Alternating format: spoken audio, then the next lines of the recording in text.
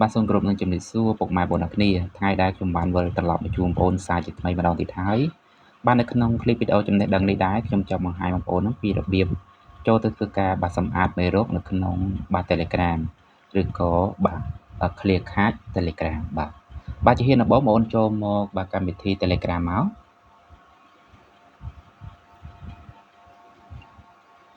ពេលបងប្អូនចូលមកបាទកម្មវិធី Telegram នឹងចេញតម្រងបែបអញ្ចឹងបងប្អូនរកមើលសញ្ញាត្រេ3ឬក៏បន្ទាត់3ហ្នឹងបងប្អូនចុចពីលើ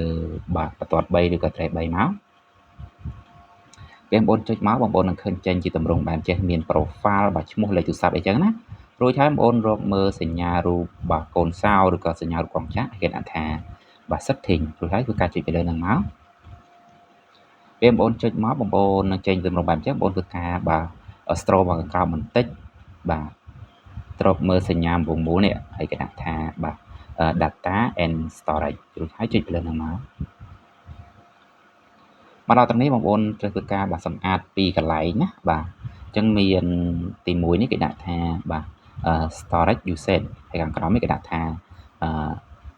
data បាទ usage អញ្ចឹងបងប្អូនចុចខាងលើមុនមកដើម្បីធ្វើការសម្អាតខាងលើមុនណា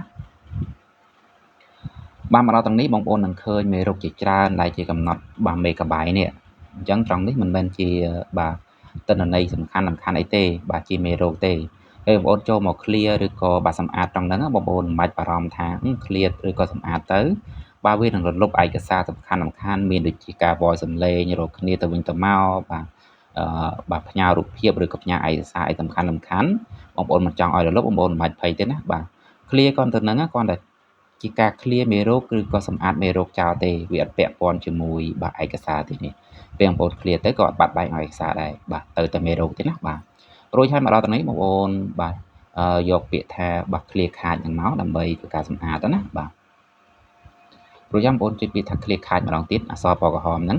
មានពាក្យថា cancel ហើយអក្សរពណ៌ក្រហមដាក់ clear cache អញ្ចឹងបងប្អូនចុចបាទពាក្យថា clear cache ដើម្បីបញ្ចប់មករួចហើយបងប្អូននឹងចេញសញ្ញាតុក្កតាបែបនេះនឹងសម្អាតហើយនៅខាងលើនេះគេដាក់ថាគ្រីសបែបនេះអញ្ចឹងបាទគឺវាមានន័យថាបាទស្អាតហើយពេលបងប្អូនបាទមិនចង់ចូលមកសម្អាតបាទដូចថាបាទពេលបងប្អូនមិនចង់ចូលមកសម្អាតបងប្អូនក៏អាចជ្រើសរើសបាទចំនួន megabyte ពេលដែលពេញ megabyte វានឹងចូលធ្វើការសម្អាតដោយអូតូបាទអញ្ចឹងបងប្អូនស្រឡឹងមើលខាងក្រោមនេះមានចំនួន megabyte ណាឧទាហរណ៍បងប្អូនយកបាទលេខ5បាទ GB ហ្នឹងគឺមានន័យថា megabyte ហ្នឹងបាទពេលពេញបាទ5 megabyte ហ្នឹងគឺបាទប្រព័ន្ធបាទអូតូនឹងលុបដោយស្វ័យប្រវត្តិតែម្ដងបាទអញ្ចឹងបើសិនជាបងប្អូនគិតថាបងប្អូនចង់យកបាទ16 megabyte ក៏បានឬមួយក៏30 megabyte ក៏បានប៉ុន្តែបើសិនជាបងប្អូនយកពាក្យថាបាទ no limit នេះគឺមានន័យថាបងប្អូនត្រូវតែចូលមកធ្វើការសម្អាតបាទដោយខ្លួនឯងណាបាទអញ្ចឹងស្រេចចិត្តបងប្អូនទេបងប្អូនចង់បាទ16 megabyte ឬក៏32 megabyte បាទចូលមកធ្វើការលុបម្ដងដោយអូតូក៏បានណាបាទអញ្ចឹងសម្រាប់ខ្ញុំយក16 megabyte ចុះបាទរួចហើយខ្ញុំចុចថយក្រោយវិញមកដល់ត្រង់នេះបងប្អូនបាទយកពាក្យថាបាទ data usage មួយទៀតមករួចចាំបងប្អូនធ្វើការ scroll មកខាងក្រោមបងប្អូននឹងឃើញពាក្យថាបាទ reset បាទអញ្ចឹងបងប្អូនចុចពីខាងក្រោមហ្នឹងមកសពក្រហមហ្នឹងរួចហើយចុចពាក្យថា reset បញ្ចប់មានពាក្យថា cancel និង reset បាទ